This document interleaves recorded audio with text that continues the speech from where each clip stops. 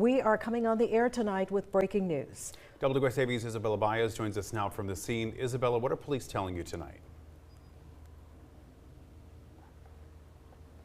Ben, Tina, I'm right along Montgomery Cross Road, right across from the Sam's Club and right next to the Parkers, where Georgia State Patrol has confirmed a Savannah police vehicle was involved in a crash. According to a GSP trooper, the Savannah police officer was responding to a call with lights and sirens on when the collision happened. The front of the Savannah police vehicle is heavily damaged, with the hood smashed in. The other car involved a dark-colored Ford Mustang, also shows significant damage with one of its side doors ripped off.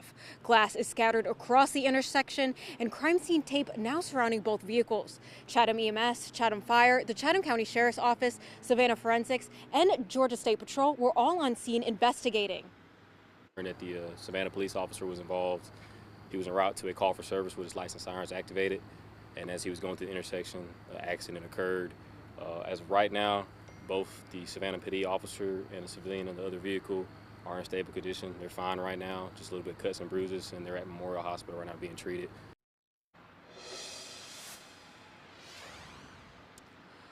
Georgia State Patrol says they are still investigating how exactly the accident happened, but says the SPD officer and the driver of the Mustang are in stable condition. Reporting live in Savannah, I'm Isabella Baez, WSAV News 3 on your side. Isabella, thank you. New tonight, 2 men are in custody after a high-speed chase that started at a Hampton County traffic checkpoint last week. On Friday night, deputies were conducting a routine traffic safety checkpoint near Brookwood Drive in Varnville when officials say a car was stopped, but deputies noticed multiple firearms in plain view inside the car and one in the passenger's hand. Deputies say the vehicle then fled, sparking a high-speed pursuit into neighboring Colleton County. 22-year-old Henry Kurtz Jr. faces multiple charges, including failure to stop for blue lights. The passenger, 22-year-old Craig Collins Jr., was charged with resisting arrest. An active duty U.S. Army soldier is speaking out after his wife was taken into ICE custody and has been held for months. He says she came to the United States seeking asylum from Colombia and now fears she could be sent back to a dangerous situation. WSAV's Isabella Baez spoke with that soldier. Raised my right hand twice to serve this country, and this is how they're treating me. Matthew Slagle is fighting to bring his wife, Marianne, home. She is originally from Colombia and came to the United States seeking asylum after he says she feared for her life. She was placed in a national victim registry by the Colombian government of victims of FARC. So her brother was shot multiple times. A neighbor was beheaded in the region that they lived in. Slagle says the Department of Homeland Security determined Marianne had credible fear and granted her parole while her asylum case was pending. After the two met and fell in love, they began the process of applying for a green card through marriage. However, that process took a turn after Marianne reported to Recorder's Court. They saw her pending asylum that still hasn't been adjudicated because she was non-detained. Slagle says Marianne has been held at the Stewart Detention Center since the end of January, while he continues doing everything he can to bring her home, while stationed hours away. We submitted all of this evidence, the bona fides of our marriage, pictures, documents. They know I am a United States service member, and they looked at me knowing that if they allowed a continuance and let us got that petition approved and expedited, which that attorney happened to request through proper interagency communications with USCIS, so it will likely get done. They looked at that, they looked at my service, and they said no. After that denial, Slagle says he and his wife now fear the worst, her being sent back to the country she fled from in fear. We have to make a decision for her to voluntarily depart so she does not incur insane penalties, such as a 10-year bar, if she faced a deportation order. That was Isabella Baez reporting. Slagle says it is a danger to his wife's life if she does get sent back to Colombia, and while they are fighting her case, he has started a GoFundMe account to help with legal fees. You can find a link at WSAV.com.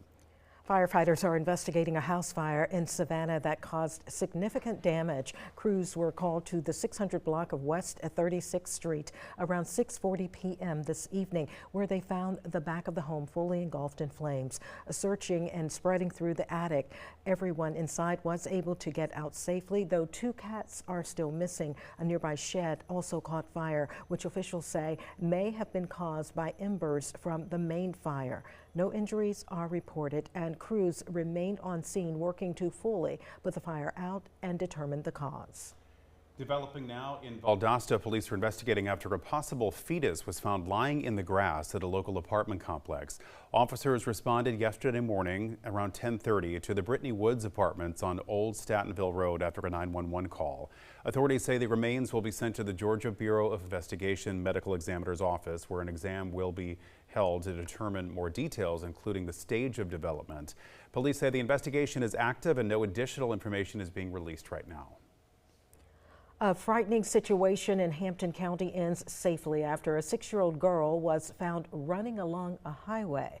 Hampton police say officers responded Friday afternoon after the Estill police chief spotted the girl running along U.S. Highway 278 on the corner of Elm and 4th Street East. Investigators later learned the student had been on a field trip with Varnville Elementary School to the Palmetto Theater and was left behind when the group returned to school.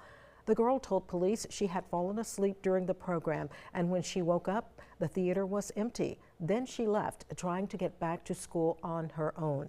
Police say an investigation is ongoing and no additional information will be released because the child is a juvenile. New tonight, the Beaufort County Council came back together after delaying a proposed ordinance that would regulate how people shoot guns in certain areas of the county. But tonight, the council rerouted their plans after discussion with local and state officials. The drafted proposal would have made it illegal to discharge a firearm within 500 feet of a building, park, or playground in the unincorporated areas of the county. It came after residents complained of gunfire and property damage from bullets. After more thought and concerns about enforcement, officials voted unanimously to move the ordinance back to the Community Services and Public Safety Committee. My biggest takeaway was that we send it back to committee and work on it further. I agree with you that the sheriff and the solicitor both agreed that potentially taking away the criminal side of it would make it easier for prosecution in the magistrate court. I think we're getting closer, but it needs to be civil penalty, not criminal. And so I believe there's some more work to be done. Whether to make it a criminal, civil, or nuisance ordinance is up to the committee to decide now. The next committee meeting is the first Monday in April. Earlier this month, Georgia District 162 Representative Carl Gilliard announced on WSAV that he would not seek re-election. And today he delivered his farewell address on the House floor at the Georgia State Capitol. Because when my back was against the wall and it looks as if it was over, I want to thank God Almighty for the times that I was low. You picked me up. I want to thank God Almighty for giving me the vision, because he said if you write the vision, Solomon, he will give you provision. Are you hearing me today? I want to thank God for the opportunity that he gave me to serve. Sometimes you just got to stop what you're doing and know it's not about you, that you just got to thank God. Gilliard has represented the district for 10 years. Among other things, he wrote the repeal of the Georgia Citizens Arrest Law in response to the murder of Ahmaud Arbery. Gilliard also penned the original House Bill 30 to honor the original 33 black legislators expelled from the Georgia General Assembly during Reconstruction. You can watch his full speech on our website, WSAV.com. New tonight, Greenbrier Children's Center in Savannah is moving forward with plans to reopen its child care center after they suspended services in March of last year. Leaders consider this a key step as the organization works to bring services back to the community.